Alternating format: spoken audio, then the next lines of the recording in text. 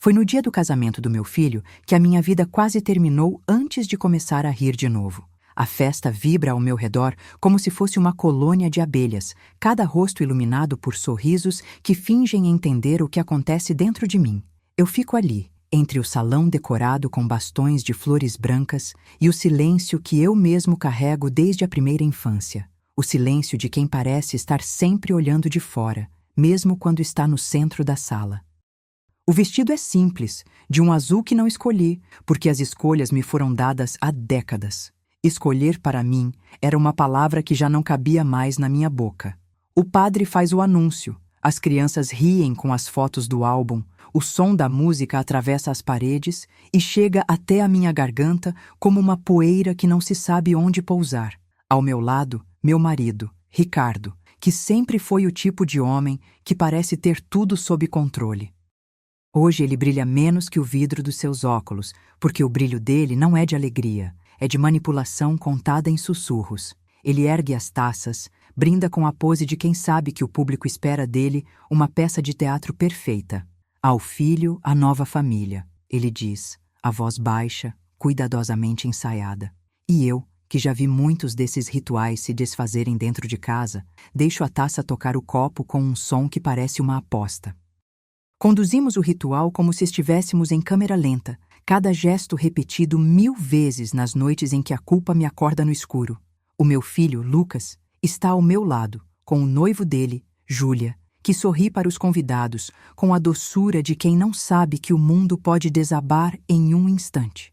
O vinho parece brilhar sob as luzes e o hálito do meu marido cheira a promessas que não foram cumpridas por anos.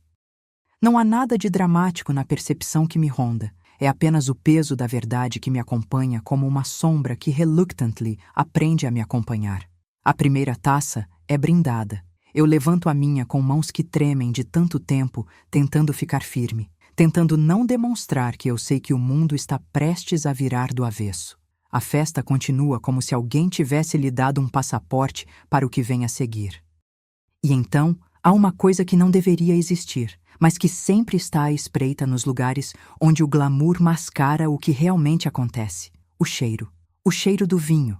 Doce, doce demais, com uma nota metálica que nunca é apenas a presença de álcool, mas a memória de tudo o que eu tentei esquecer ao longo dos anos.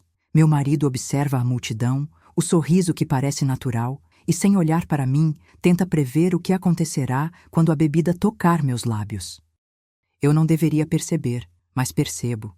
Há uma cadência estranha, como se alguém estivesse tocando o tempo com uma régua fora das costuras da minha vida. Quando chegou a vez de eu brindar ao futuro do meu filho, eu levantei o copo e por 1 milésimo de segundo pensei, não é meu momento, não é assim que as coisas deveriam terminar. Mas o vinho já estava ali, apoiando a promessa de que a noite seria inesquecível. Água, por favor, eu pedi com a voz que parece não me pertencer mais, porque é assim que começo a desconstruir a vida quando tudo parece prestes a desabar. A resposta não veio de onde eu esperava. O copo já não tremia apenas por causa do frio. Havia um tremor que não era físico, era o anúncio de algo impossível de aceitar. Foi então que tudo desmoronou sem aviso. O meu marido, com a dentadura de sorrisos que ele usa para enganar pessoas, inclinou-se um pouco para a frente e sussurrou, como se compartilhasse uma piada privada com o universo. Aguenta, amor, já estamos chegando no hospital. A frase parece ter sido dita para mais alguém, mas o som que me tocou não era de alarme, era de desprezo. E, no entanto, ele não tentou me levar ao hospital. Não. Parou o carro longe, não em frente à porta do hospital, mas no meio de um bosque que não vê a luz da cidade há décadas. Ele me virou o rosto com a frieza de quem domina não apenas o cenário, mas o tempo, e o sorriso que saiu de seus lábios foi o tipo de sorriso que não é humano, frio, como vidro congelado.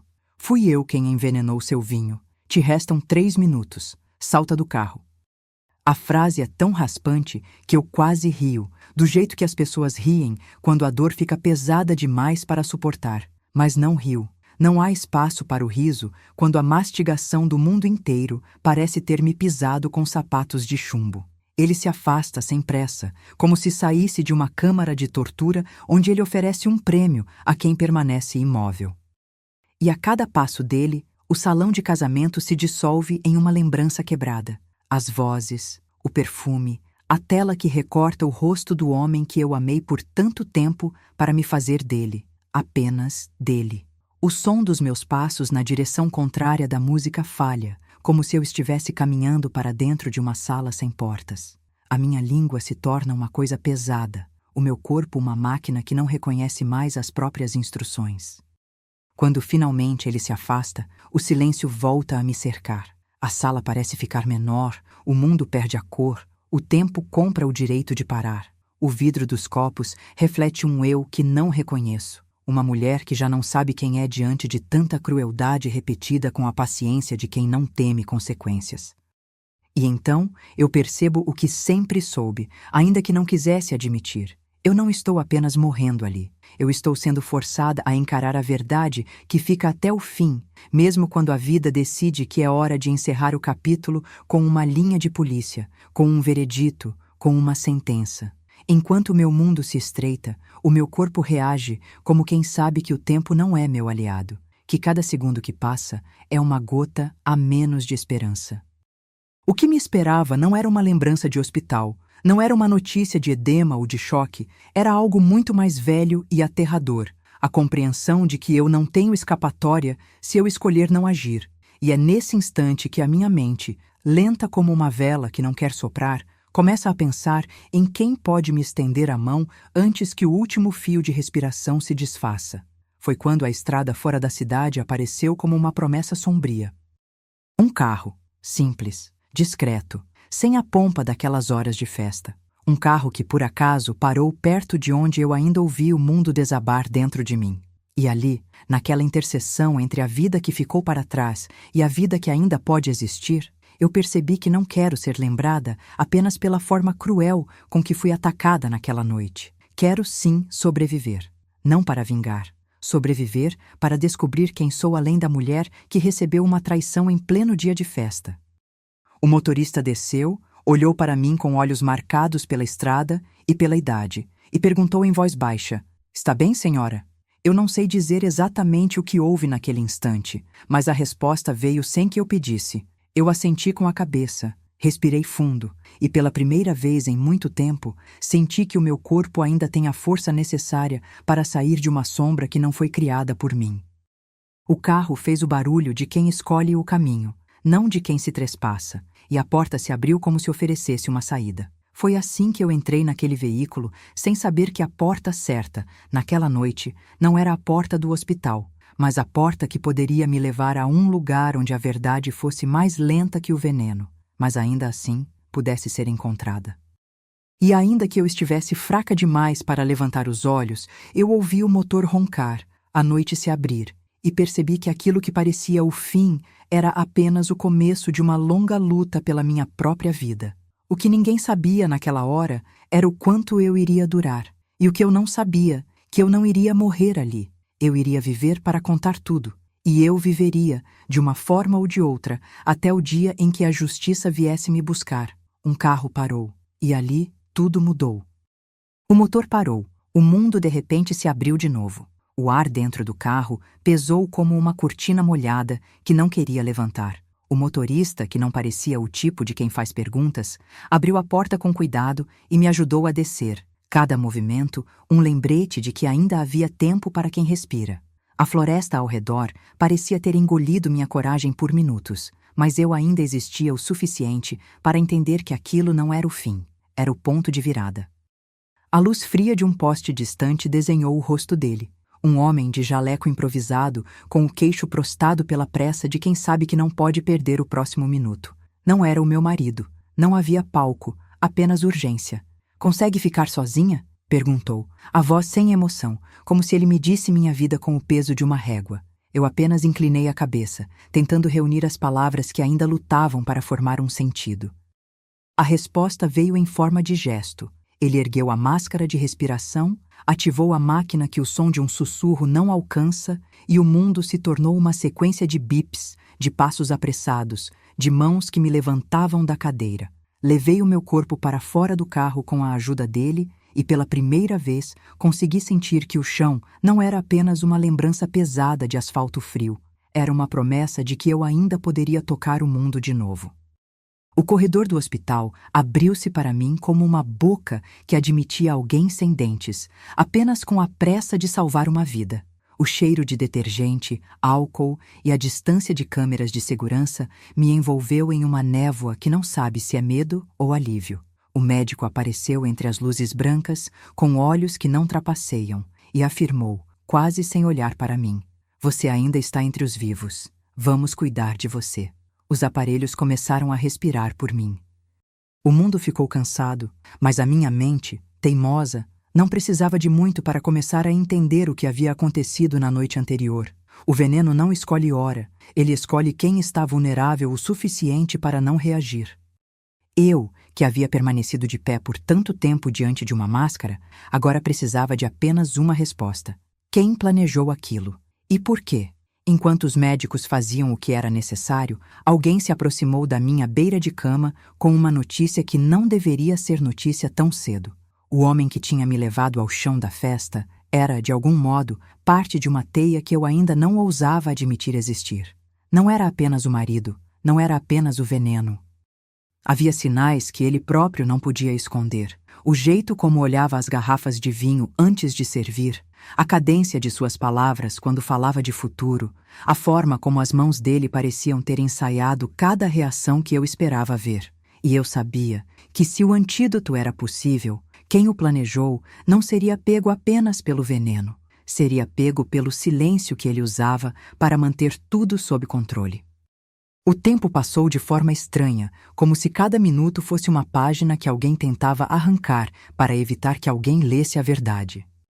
Eu falhei em me lembrar de muitos detalhes naquela noite. A voz dele, o timbre exato de cada risada que não cabia mais em uma sala de festas, o traço de fuligem que marcava a borda de um copo, mas havia uma coisa que não cabia na minha memória de hora apagada.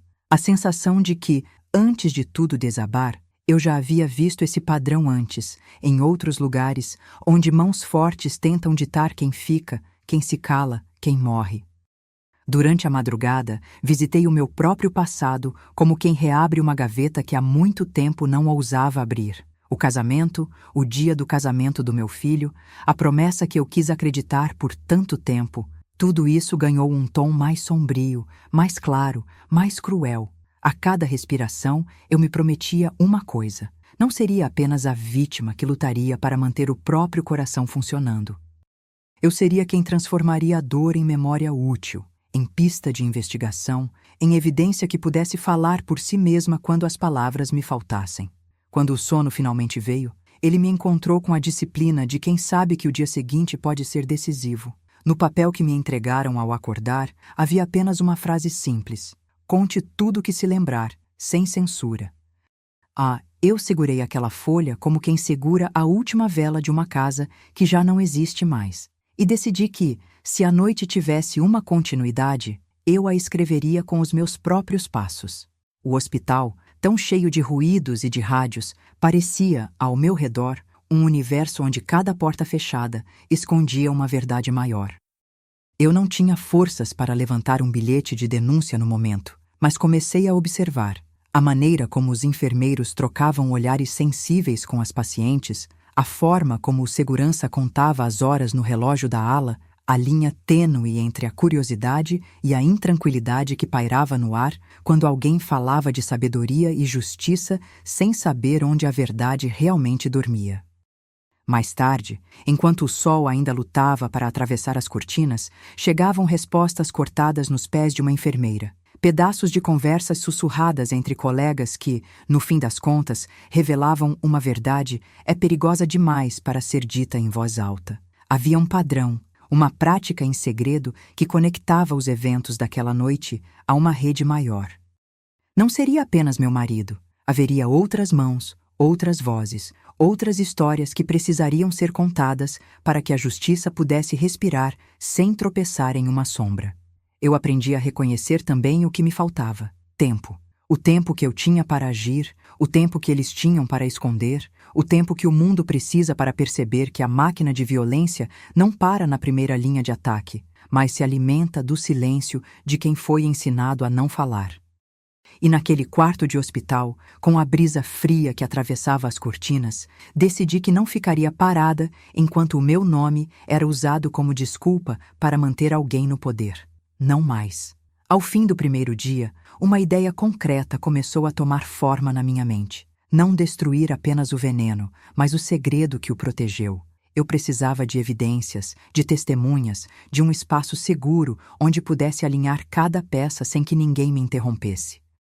O primeiro passo seria simples, mas crucial: pedir a transferência para uma unidade que me colocasse frente a frente com a verdade, sem o medo de represálias, sem a sombra de uma culpa que eu não cometi. Se eu ainda respirava, era porque a verdade tinha uma voz que não sabe calar. E, na quietude que fica entre uma respiração e outra, ouvi, em minha memória, uma frase que parecia ter sido dita na noite anterior, mas que, na verdade, sempre esteve ali, apenas esperando o momento certo. O caminho para a justiça começa pela coragem de lembrar tudo, mesmo quando o mundo prefere que a gente se esqueça. Então, eu prometi a mim mesma que não iria falhar.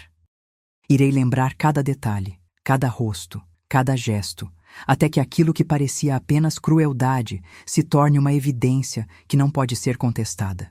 O que ainda não sei é se o meu marido, ou qualquer alguém ligado a ele, verá a luz da verdade sem que eu tenha que lutar até o último suspiro. O que eu sei, com a certeza de quem já ficou sem ar e voltou, é que eu não vou permitir que o final desta história seja escrito por quem me colocou à beira do precipício. Eu estou aqui para contar tudo, e, se o mundo não ouvir, eu falarei mais alto, palavra por palavra, até que a justiça encontre o seu próprio caminho pela noite. E o que está por vir será a prova de que sobreviver não é apenas continuar vivendo, é transformar a dor em uma bússola que aponta para a verdade. O peso no peito não era apenas da garganta que ainda findava a tosse, nem do corpo que se recusava a desistir de cada respiração, como quem segura uma vela na tempestade.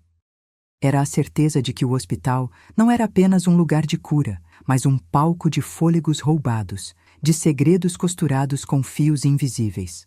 A primeira tarde no quarto trouxe o som da máquina de pressão respiratória, o farfalhar de cabos que se enrolavam nos dedos como lembranças que não querem abandonar a pele. O médico aparecia entre as cortinas brancas com a discrição de quem sabe que o que ele diz pode decidir o que você faz a seguir. Não havia risos no corredor. Havia silêncio que pesava mais que qualquer silêncio que eu já tivera ouvido.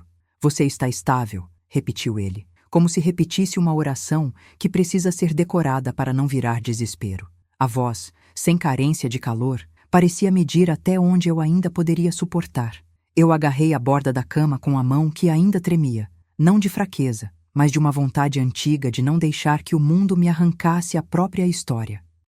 O corpo, que durante as horas seguintes parecia ter sido comprado por alguém, um mecânico invisível que ajusta cada parte a um objetivo, reagia lentamente. A pele, que se lembrava de calor, de risos, de jantares que não terminavam, voltou a sentir o frio do ar-condicionado como se estivesse verificando se ainda existia. Foi quando a porta se abriu de modo quase tímido e uma enfermeira, com o cabelo preso num coque apressado, entrou carregando uma bandeja de vidro. O rosto dela tinha a expressão de quem já viu demasiadas vezes o que não deveria ser visto. Ela me olhou com uma gentileza que quase parecia ferir, aquela habilidade de não deixar a humanidade escorrer pelos cantos da sala, mesmo quando a memória fica turva. "Você pediu água?" perguntou, sem apressar a resposta, como quem sabe que a água pode significar muito mais do que apenas saciar a boca. Eu acenei, e a água desceu como se fosse água de verdade, não apenas um gesto de cuidado. O copo gelado tocou meus lábios, e pela primeira vez, a simples sensação de um gole me lembrou de que ainda havia chão sob meus pés. Não houve pressa em me responder, mas houve uma curiosidade contida nos passos que se aproximavam de mim. Era a enfermeira-chefe, uma mulher que falava baixo quando o assunto era perigoso e alto quando o assunto era justiça, que se sentou na beirada da poltrona ao lado da cama. O diálogo entre as duas enfermeiras deslizou pelo quarto como uma brisa que não faz barulho, apenas revela. Elas não precisavam dizer tudo. Bastava que as palavras pudessem carregar o peso do que já sabiam. A conversa, ao longe, parecia sobre o mundo inteiro, sobre uma rede que se alimentava de silêncio, sobre mensagens que chegavam em horas impróprias, sobre a forma como uma noite de festa podia se tornar a passagem para uma porta que não se fecha nunca. "Ele não está aqui", disse a enfermeira-chefe com um suspiro contido, deixando o nome não dito pairar entre as cortinas. Não é comum que alguém tão próximo mantenha distância assim, a menos que haja controle. A frase, embora sem acusação explícita, atravessou a minha pele como uma agulha que não pica, mas registra. Eu não tive a carência de reagir com raiva. Tive o impulso de observar, de ouvir, de registrar cada nuance, porque eu sabia que a minha memória não era mais apenas uma testemunha, era um arquivo em desenvolvimento. O mundo fora do quarto parecia ter recortado o tempo em lâminas. A cena da festa, o brilho da vela, o riso que não era a alegria, o veneno que se instala sem pedir licença. O médico sugeriu uma coleta de informações para a polícia, um protocolo que, para mim, era ao mesmo tempo estranho e estranhamente necessário. Não era simples. Eu precisava reconstituir tudo o que havia sido dito, repetido, esquecido ou até mesmo descartado como detalhes sem importância. A ideia de ser interrogada por estranhos, pessoas que falariam comigo sem saberem quem eu sou de verdade, não me assustava tanto quanto a possibilidade de esquecer. Que eu esquecesse era a maior arma de quem quer que esteja do outro lado. Quando a memória falha, a história é movida para o lado oposto da verdade, como se fosse uma sombra que não se consegue segurar. Enquanto isso, no silêncio da manhã que se instalam as primeiras sombras, chegou a notícia que eu não esperava ouvir de imediato. O homem que me levou ao chão no dia do casamento não era apenas uma figura solitária, não era apenas o marido com quem eu havia feito uma última promessa de fé. Havia, segundo boatos contados em sussurros entre equipes médicas, uma rede maior, uma cadeia de decisões que não dependia de uma única pessoa, mas de uma conveniência fria que se alimenta da culpa que a sociedade carrega de cada vítima. Não era apenas o veneno ou o medo. Era o segredo que sustenta o veneno, o silêncio que faz com que um crime pareça apenas um acaso ruim no calendário de alguém. Eu ouvi isso com a minha respiração ainda irregular, o peito lutando para acompanhar a minha vontade de entender. A cabeça, que doía de tanto tentar manter o mundo inteiro sob controle, começou a fazer as perguntas difíceis. Quem mais sabia do que estava acontecendo? Quem se beneficiaria com meu silêncio? Quem poderia, com a mesma naturalidade com que serve uma taça, servir o veneno às pessoas que não podem reagir? A enfermeira deixou a sala para buscar informações que não deveriam estar lá, enquanto eu me via olhando pela janela para uma rua que parecia novinha, que respirava sem os ruídos da cidade. Um pássaro pousou na beira do vidro, enfiou o bico entre o metal e a grade e olhou para mim, como se tivesse entendido que não era o meu corpo que estava em jogo, mas a minha verdade. A cidade continuava a viver, as pessoas continuavam a rir, e o mundo ao redor parecia ignorar o que eu sabia com uma clareza que doía. A verdade precisa de coragem para deixar de ser segredo. Foi quando, ao virar a cabeça, eu entendi que o hospital poderia, de alguma forma, tornar-se um aliado se eu aceitasse transformar a minha dor em uma linha de investigação. O próprio ambiente, com seus corredores que se repetem como padrões de uma vida que não se sabe onde começa, poderia tornar-se uma pista. Quem entra, quem sai, quem observa, quem se cala.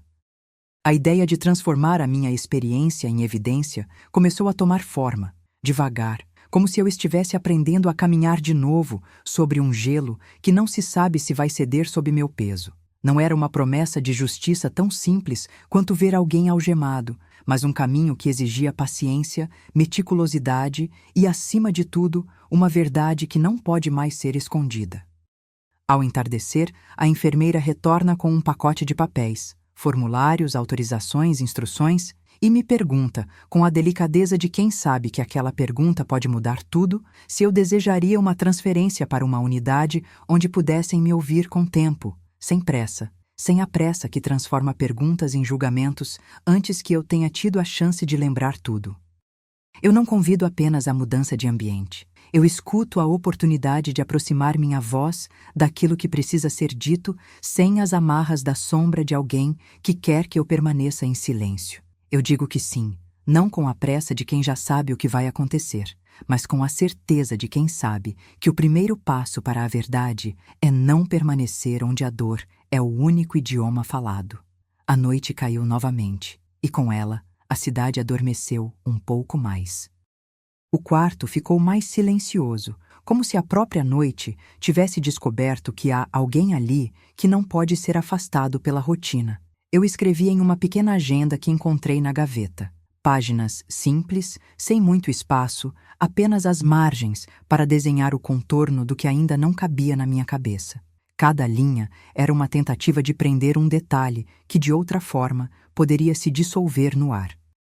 Eu descrevi o que houvéramos de lembrar da festa, o brilho do vinho, o sorriso do marido, o tropeço quase imperceptível do meu coração, quando percebi que aquele momento não era apenas sobre felicidade, mas sobre o começo de uma armadilha. Descrevi também o que eu sabia sobre o passado, que a vida que me levou ali não era apenas minha vida, que o veneno não era apenas o que o meu corpo aceitou, mas uma escolha que alguém fez para me silenciar. E então, antes de fechar a página, fiz uma promessa que não era cordeiro nem vela, mas o tipo de juramento que se escreve com dedos trêmulos sobre o silêncio de uma noite que não quer terminar. Eu iria lembrar tudo, cada rosto, cada gesto, cada respiração, que não cabia mais em minha memória, como se fosse uma foto que precisa ser revelada, não escondida. Eu iria exigir que a verdade tivesse tempo suficiente para respirar, tempo suficiente para atravessar cada porta de serviço, cada corredor, cada sala de entrevista, onde as perguntas não são apenas perguntas, mas a oportunidade de construir uma ponte entre o que aconteceu naquela noite e o que poderia finalmente se tornar justiça. Quando a luz da manhã finalmente tocou as cortinas, eu soube que o próximo passo não iria me colocar diante de uma sala de interrogatório apenas para repetir o que eu lembrava. Iria me colocar frente a frente com a história, como quem encara a própria imagem no espelho e não se distrai com o reflexo de quem não quer ver. A transferência, a coleta de evidências, a identificação de cada elo na teia, tudo isso começava a desenhar-se como uma linha que não se pode romper sem que a lâmina toque a pele da verdade. E no âmago, eu já sabia que o meu tempo não era uma moeda que se pode desperdiçar com o medo de ser julgado. Era uma chama que precisava ser mantida acesa, não para queimar alguém, mas para que a luz pudesse atravessar a escuridão de um dia que ainda viria.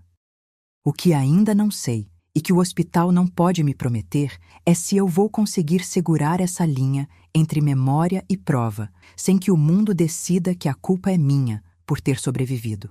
Mas a cada respiração, a cada palavra que se arrisca a escapar da minha boca, eu sinto que estou ganhando terreno, não sobre a pessoa que me fez mal, mas sobre o segredo que protege esse tipo de violência. E, mesmo que eu ainda esteja doente, mesmo que o corpo se recuse a aceitar a velocidade com que a justiça precisa andar, eu sei que o caminho existe, e eu vou segui-lo, detalhe por detalhe, até que a noite não tenha mais véus suficientes para esconder o que foi feito no dia do meu próprio casamento. Um passo de cada vez, pensei, enquanto o mundo do lado de fora continuava a girar, indiferente, e ao mesmo tempo testemunha. E ali, sob as luzes frias do hospital, eu comecei a traçar o mapa da minha própria resposta. Não apenas sobreviver, mas transformar o que feriu em uma evidência que não se apaga com o tempo. E se eles querem silêncio, eu crio um ruído que não se pode ignorar, porque a verdade, quando finalmente encontra o chão, não é mais apenas uma lembrança, é uma arma que não precisa ser empunhada para vencer. Ela basta para apontar o caminho. E eu já começo a ver esse caminho com olhos que ainda insistem em brilhar, mesmo entre os sussurros de máquinas e promessas que não são promessas de ninguém a não ser da minha própria coragem. A transferência aconteceu como quem troca de casa, sem deixar para trás as paredes que te prenderam por tanto tempo. Não houve música, Apenas o ruído seco de papéis, rodas de cadeira, a voz grave do atendente que dizia que eu teria um quarto novo, com janelas que davam para uma parte da cidade que eu ainda não tinha visto desde que comecei a me lembrar quem eu sou. O corredor cheirava a álcool, a liso de hospital, a promessas que não cabem em palavras. Eu entrei na nova unidade com a cabeça cheia de perguntas, e o corpo, ainda cansado, parecia decidido a não me trair, mesmo quando a vida empurra com força para que eu esqueça o modo como ainda preciso respirar sozinha. A primeira coisa que percebi foi a diferença no tempo. Aqui, cada segundo não parece mais contido no ruído de uma ambulância de madrugada. Aqui, o silêncio tem uma textura, como uma toalha de feltro que você passa pelos lábios para medir se ainda existe calor. O quarto me recebeu com a firmeza de quem sabe que a verdade não gosta de ser sussurrada. Absorvi o ambiente com os sentidos em alerta. O monitor que cintila em verde, o leve zumbido da geladeira, o tic-tac do relógio na parede, que parece cravado na ideia de que a paciência é uma arma tão poderosa quanto qualquer outra. A enfermeira que veio me atender não carregava a cara fechada daquelas que passam por você sem ver. Ela tinha olhos que pareciam ter guardado histórias inteiras de pessoas como eu, histórias que não cabem nos relatórios oficiais. "Vamos cuidar de você, doutora", ela disse com suavidade, como se estivesse oferecendo uma ponte em vez de um juramento. Eu respondi com um aceno mínimo, o suficiente para que ela soubesse que eu ainda tenho voz, mesmo que ela tenha que ouvi-la com paciência de quem está aprendendo a ouvir de novo, peça por peça. Foi então que o investigador entrou na minha visão. Uma mulher de gravata simples, o cabelo preso em um coque que não era moda, mas método. Ela se apresentou como Delegada Helena, alguém que já havia visto muito do tipo de segredo que eu acabei de descobrir que não está contido em uma única pessoa. Ela sentou na beirada da minha cama com a mesma cadência de quem sabe que as perguntas certas podem abrir portas que ficaram trancadas por décadas. Não pediu licença para falar, apenas deixou as perguntas atravessarem o ar. Quem sabe de tudo o que aconteceu no dia do casamento? Quem poderia ter se beneficiado com o meu silêncio? Há quanto tempo essa rede de silêncio existe? Eu contei a minha versão sem asas. O que eu vivi, o que observei, o que o veneno fez comigo naquele instante que parecia que tudo acabava, e o que eu já sabia, mesmo antes de falar, que havia pessoas que estavam por trás disso tudo. Disse sobre o olhar do marido quando ele servia o vinho, sobre a cadência calculada de seus gestos, sobre o sorriso dele que não alcançava os olhos quando ele pensava que ninguém repararia. Falei dos detalhes que, para mim, não eram detalhes.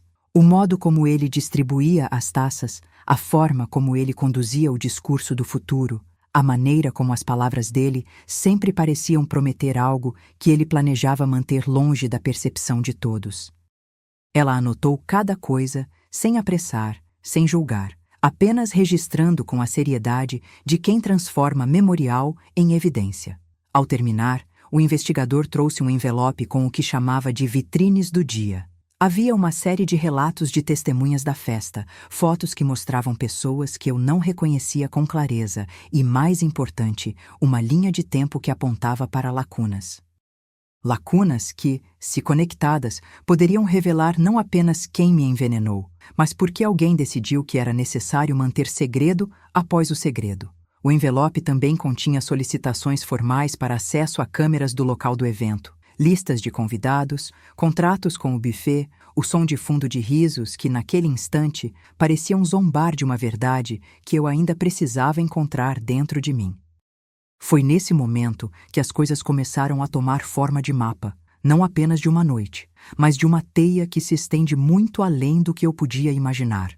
A delegada Helena me mostrou uma linha de nomes que surgiam nos papéis: fornecedores de bebidas, funcionários temporários, pessoas que tinham vindo facilitar as promessas do casamento e, ao mesmo tempo, facilitar que alguém pudesse manipular aquilo que era sagrado para mim, o dia que deveria ser celebração e não pretexto para um crime. Entre as linhas, havia um par de nomes que se repetiam de uma forma que não poderia ser apenas coincidência. Não era o marido sozinho, era alguém que, de alguma forma, fazia parte de uma sequência onde o veneno era apenas o começo de uma lista maior. Enquanto ela falava, eu olhava pela janela o movimento da cidade acordando do sono da madrugada. O mundo lá fora parecia intacto, como se não soubesse que, aqui dentro, alguém está tentando decifrar um código que pode derrubar uma operação inteira de silêncio. Minha mão foi a minha memória, e pela primeira vez em muito tempo, eu não senti apenas dor. Senti clareza. Cada detalhe que eu tinha tirado da memória por medo, cada sussurro que eu conteve por conveniência, tudo isso poderia ser reescrito. E, com a letra do meu próprio impulso, eu comecei a transformar o que era uma lembrança dolorosa em um esboço de prova. A delegada, percebendo o meu engajamento, sugeriu que eu começasse a registrar tudo com mais disciplina. Não apenas na memória, mas em papéis, em vozes que poderiam testemunhar, em momentos que poderiam ser registrados com data e hora, para que, no dia em que a justiça se aproximasse, eu tivesse um diagrama que pudesse ser seguido sem que ninguém pudesse argumentar que houve omissão. Ela me entregou um caderno novo, com uma capa tremida pela minha própria mão, e pediu que eu escrevesse cada fato, cada sensação, cada mínimo detalhe que eu ainda conseguia lembrar. Quem olhou para mim no fim da noite, quem serviu as bebidas, quem parecia saber mais do que devia saber, quem não parecia caminhar junto com o resto da multidão quando o mundo parecia girar na direção de algo que não era natural. O tempo no hospital desta nova unidade não era apenas uma contagem, era uma ferramenta de paciência, uma aposta em que a verdade, mesmo que lenta, pode atravessar qualquer obstáculo. Eu comecei a preencher as lacunas com o que eu ainda não tinha plena certeza, mas que minha intuição insistia em manter como hipótese, que havia uma pessoa, ou uma pequena rede de pessoas, que se beneficiaria com o silêncio do que aconteceu, com a morte que não foi, com o casório que teve um final invertido. Cada linha que eu escrevia parecia puxar uma fio de verdade que, mesmo sem brilho, começava a se tornar visível. E cada página que eu virava, eu sentia o peso de uma responsabilidade antiga. Não deixar que o silêncio continue igual. Não permitir que alguém escreva o próximo capítulo sem que eu participe dele. Não permitir que a justiça seja apenas um rumor em círculos fechados. Ao final do dia, quando o sol já não era mais o mesmo e as sombras brincavam com as lâmpadas no corredor, a delegada veio me visitar com uma notícia que, apesar de simples, carregava a força de uma virada.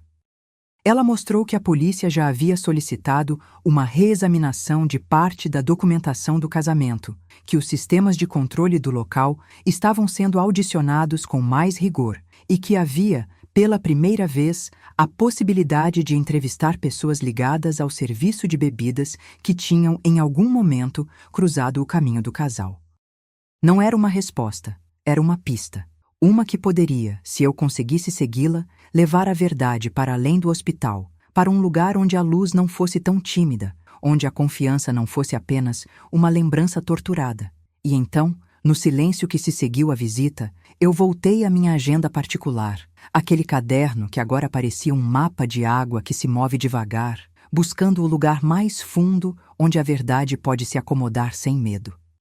Anotei nomes que surgiram das conversas dos médicos, trechos de depoimentos que ouvi, fragmentos de mensagens que me chegavam em meus sonhos, como se fossem mensagens cifradas, deixadas por alguém que sabe que eu estou acordando para algo que não pode mais permanecer oculto. Quando a noite caiu, eu senti pela primeira vez, desde aquela noite horrenda, uma tensão que não era de medo, mas de expectativa. A esperança de que, a partir de amanhã, meus passos não me levariam apenas para uma cama, mas para uma sala de interrogatório compartilhada com o mundo, onde cada voz pode soar com a mesma verdade que eu carrego dentro do peito.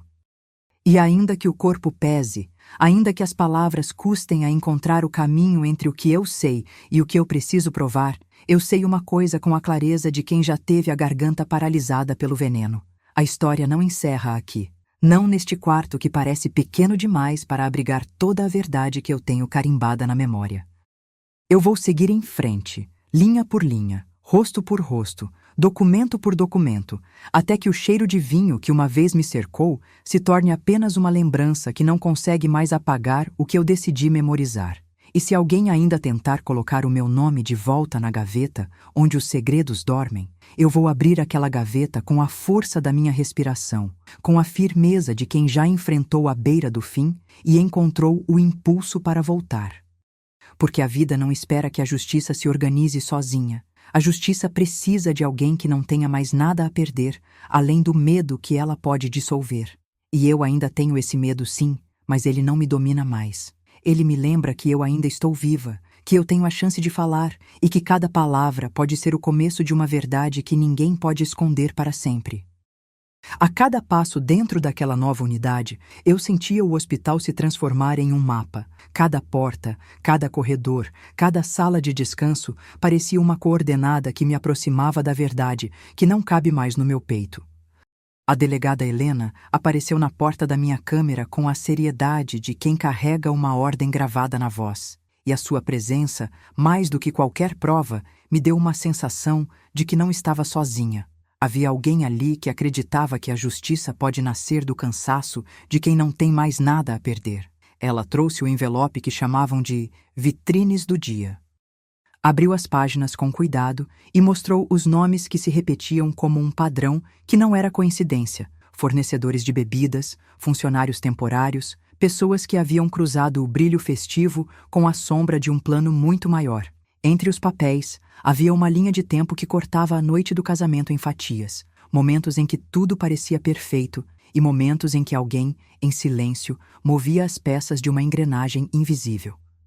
Ela apontou para 2 nomes que apareciam repetidamente, não com a força de suspeitos isolados, mas como peças de uma cadeia que se apoia naquilo que o mundo não quer ver: o poder de quem sabe manter segredos. Quero acesso às câmeras do local, aos contratos do buffet, às listas de convidados, disse a delegada, com a voz que não depende de entusiasmo para soar convincente. Quero tudo que possa ligar o dia do casamento a uma rede de pessoas que não estavam ali para celebrar, mas para facilitar o que não deveria acontecer. Eu ouvi aquilo sem surpresa, como se a minha vida já houvesse treinado meus ouvidos para reconhecer o som de promessas que não se cumprem. Peguei o caderno que eu vinha preenchendo com cada detalhe, cada respiração que ainda parecia significativa, e desenhei pequenas linhas de tempo entre as páginas. Quem olhou, quem sorriu, quem reposicionou a taça, quem desapareceu da visão de todos no exato momento em que o veneno fez efeito. A enfermeira-chefe entrou no quarto com o peso de quem sabe que a curiosidade pode ser perigosa, mas também necessária. Ela trouxe uma xícara de chá morno, uma espécie de ritual de conforto que, mesmo quando feito de forma banal, tinha o poder de acender uma faísca de coragem. Você tem uma mente que não para, disse ela, quase sussurrando, como se revelasse um segredo para não alarmar as paredes. Se quiser, pode registrar tudo aqui, repetir o que lembrar, sem pressa. Às vezes, as palavras que parecem pequenas no momento se tornam as mais fortes quando olhadas de longe. A ideia ficou comigo como uma promessa que ainda não havia encontrado seu próprio tempo para nascer. O que me impressionou foi como o hospital começou a respirar comigo. Enquanto a delegada falava de planos e prazos, eu deitava a cabeça na almofada e, pela primeira vez desde aquela noite, conseguia ouvir a minha própria respiração sem a pressa que o veneno impõe. O corpo ainda doía, sim, mas a mente, cansada de tanto esconder, começa a se ajustar ao ritmo de uma investigação que não depende de sangue frio, mas de memória disciplinada. Em cada folha do caderno, eu tracei contatos, testemunhas da festa que podiam ter visto mais do que estavam dispostas a lembrar, funcionários que poderiam confirmar padrões, não pessoas, câmeras que poderiam revelar tempos exatos, não apenas lembranças vagas. À noite, a delegada me deixou com uma última instrução: manter a guarda, não apenas contra o veneno que voltaria, mas contra o silêncio que sempre tenta se recusar a ser quebrado. Ela prometeu retornar com avanços, com novas perguntas e, quem sabe, com nomes que não cabiam mais na sombra. Eu, por minha vez, prometi manter meus olhos abertos para cada detalhe, cada mancha de vinho no forro de uma taça, cada risada que escondia um segredo, cada passo que não pareceu suficiente para explicar o que aconteceu, mas que, somados, escreviam uma história que ninguém poderia ignorar por muito tempo.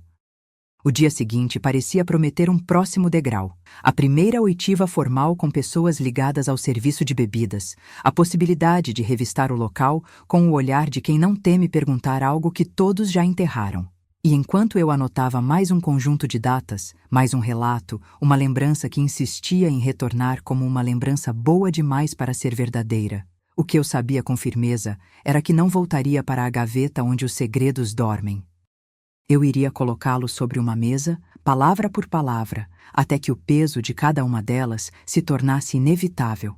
E se alguém pensasse que poderia calar o meu relato com uma ameaça ou uma lembrança que apague, eu aprenderia a respirar com mais força ainda, até que a verdade tivesse o peso suficiente para se sustentar sozinha.